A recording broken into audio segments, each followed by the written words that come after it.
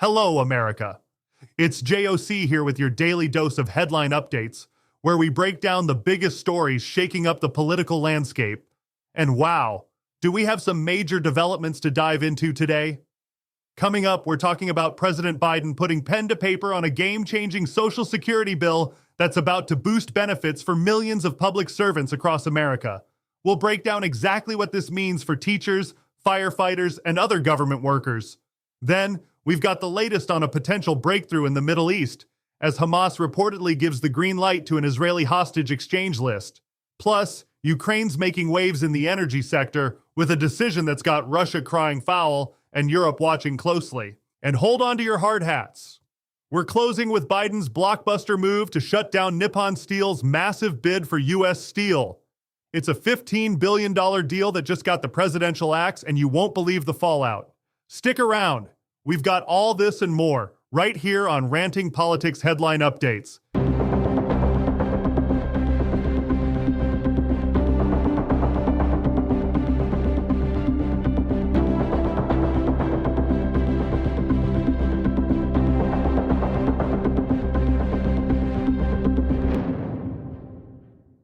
In a major win for public sector workers across America, President Biden has just signed the Social Security Fairness Act, finally ending what many have called a decades-long injustice in our benefits system. This bipartisan legislation, which sailed through Congress with impressive majorities in both chambers, is set to put more money in the pockets of millions of teachers, firefighters, police officers, and other public servants. Let's break down what this means in real dollars and cents. The law repeals two provisions that have been lurking in the Social Security system for over 40 years: the windfall elimination provision and the government pension offset. Now, if those sound like bureaucratic mumbo-jumbo to you, here's the simple version. These rules were essentially cutting into the Social Security benefits of public workers who also earned pension income. According to the White House, this translates to an average boost of $360 per month for affected beneficiaries. But that's not all.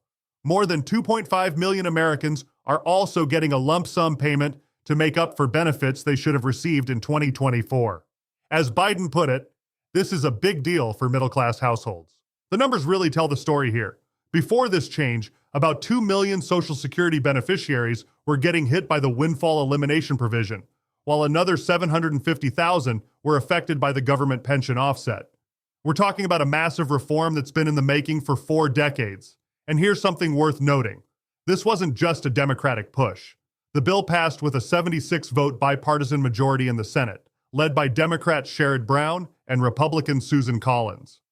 In the House, it cleared with 327 votes, showing rare cross-party cooperation in today's divided political landscape. Advocacy groups are calling this a historic victory, with some noting the bitter irony that many who fought for these changes didn't live to see them enacted. The changes took effect immediately after December 2023, though the Social Security Administration is still working out some implementation details. Breaking news on the hostage crisis front: Hamas has reportedly given the green light to a list of 34 hostages for a potential exchange deal with Israel. This latest development, reported by Reuters citing a Hamas official, could signal a crucial turning point in the ongoing negotiations. However, there's more to this story than meets the eye. Israel's Prime Minister's office has thrown some cold water on the report, stating that contrary to claims, they haven't actually received any list from Hamas. The deal's success appears to hinge on some major conditions. Hamas is demanding both an Israeli withdrawal from Gaza and a permanent ceasefire. The two sides are still hammering out the details about Palestinian prisoners who would be released in exchange. The timing is particularly significant as indirect negotiations have just resumed in Doha. White House Middle East advisor Brett McGurk is on the ground there, while Israeli Minister Ron Dermer is headed to Washington for meetings with both the Biden administration and Trump transition team. Hamas appears to be turning up the pressure at the negotiating table. Just yesterday, they released footage of 19-year-old hostage Liri Albag, prompting her family to urge Prime Minister Netanyahu to seize this opportunity for a deal. The numbers here are stark. As of early December, Hamas was still holding 100 hostages in Gaza, with at least 36 believed to be deceased. Meanwhile, the situation on the ground remains intense. Just today, Israeli strikes hit a residential building in northern Gaza's Sheikh Radwan neighborhood, resulting in 12 fatalities from a single family, with more people trapped under the rubble. The Gaza Health Ministry reports that in the past 24 hours alone, 88 people have lost their lives, bringing the total death toll since October to at least 45,805 people, with over 109,000 injured.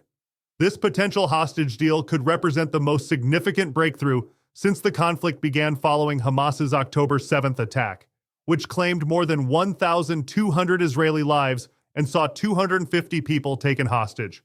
As reported by Reuters and CNN, all eyes are now on Doha as these critical negotiations continue. In a move sending shockwaves through European energy markets, Ukraine has officially pulled the plug on its gas transit agreement with Russian energy giant Gazprom. This isn't just another routine contract expiration. We're talking about a decision that's going to cost Gazprom nearly $5 billion annually and reshape Europe's energy landscape. Russia's foreign ministry spokesperson, Maria Zakharova, is already crying foul, claiming the U.S. pulled the strings behind Ukraine's decision.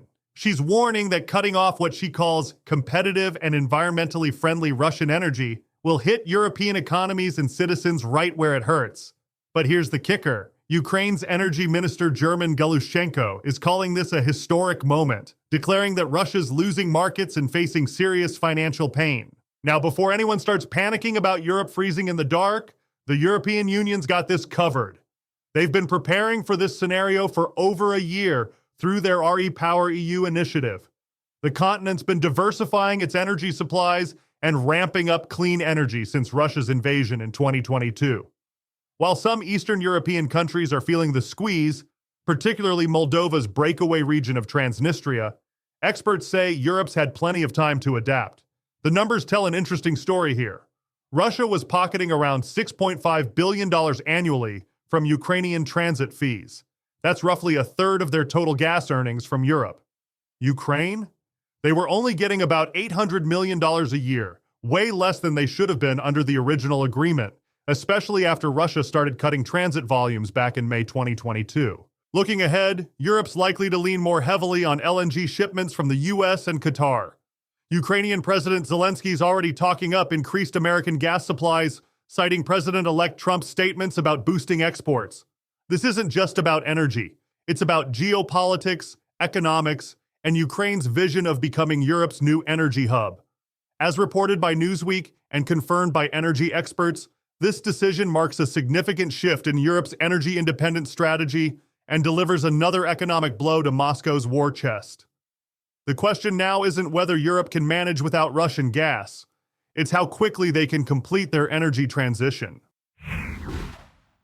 In bold action from Washington, as President Biden has just blocked what would have been a massive $15 billion acquisition of U.S. steel by Japan's Nippon Steel.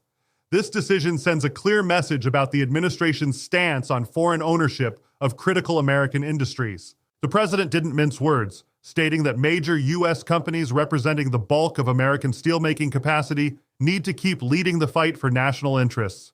This move follows through on his earlier campaign promise to prevent the sale of Pittsburgh's iconic steel company to foreign interests. Nippon Steel and U.S. Steel aren't taking this lying down. In a strongly worded joint statement, they're calling Biden's decision a clear violation of due process and the law, suggesting the process was manipulated for political gain. They're threatening legal action, claiming there's no credible evidence of national security concerns. The United Steelworkers Union is celebrating the decision, with their president David McCall praising Biden's move as crucial for national security. McCall didn't hold back, labeling Nippon Steel a serial trade cheater that he claims would have undermined domestic steel production from within. But there's a catch here. U.S. Steel has warned that without Nippon Steel's investment, they'll likely shift production to non-union electric arc furnaces and relocate their headquarters from Pittsburgh. The Japanese company had promised to maintain the U.S. Steel name, keep the Pittsburgh headquarters, and invest billions in union-represented facilities. This decision could have significant implications for U.S.-Japan relations, particularly notable given Japan's position as America's largest Asian ally and biggest foreign holder of U.S. debt. The steel companies warn this sends a chilling message to any U.S. ally considering major American investments. For reference, we're talking about blocking a deal between the world's fourth largest steelmaker, Nippon Steel, and the 24th largest U.S. Steel. The ramifications of this decision will likely echo through international business circles and diplomatic channels for years to come. And that wraps up today's packed episode of Ranting Politics Headline Updates. We've covered some major ground, from Biden's game-changing Social Security reform that's putting more money in public workers' pockets, to the latest developments in the Hamas-Israel hostage negotiations. We also dove into Ukraine's bold move to cut off Russian gas transit and that bombshell decision to block Nippon Steel's massive U.S. steel buyout. These stories showcase just how interconnected our world has become, where decisions made in Washington ripple through steel mills in Pittsburgh and gas pipelines in Eastern Europe. Keep up with all our latest coverage and in-depth analysis by following us on X at RantingRP, or head over to rantingpolitics.com for exclusive content and breaking updates. This is JOC, signing off, and thank you, our loyal listeners, for choosing Ranting Politics Headline Updates. We'll be back soon with the updates you need to navigate these interesting times. Until then, stay tuned, stay informed, and as always, stay free.